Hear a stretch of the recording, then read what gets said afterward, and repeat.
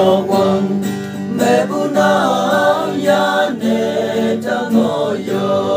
nam nghe nang ayen ching nghe se ken ting e ken ya Kristen kadala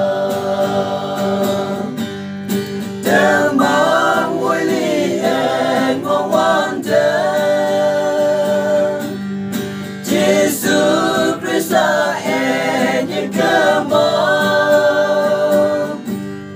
ayen nan lai ne ang hi falaksin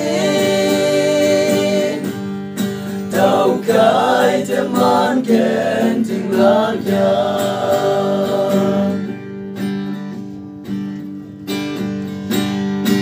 au ben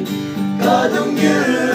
akan moi la kai ka wang te yem yang bala ne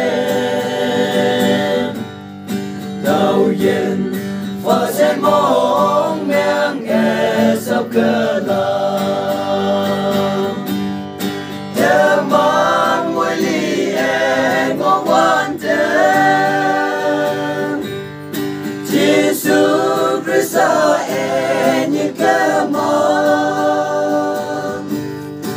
ayen alai ne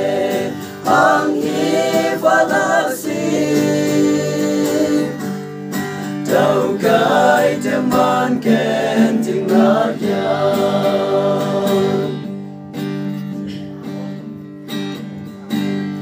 again moi wan te anu lan ching ne di bak sun tai e tau ka la yoi nu ka ye mo lo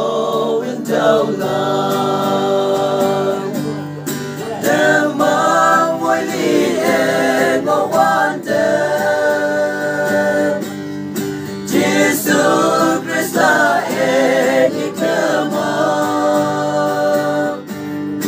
ayen alai ne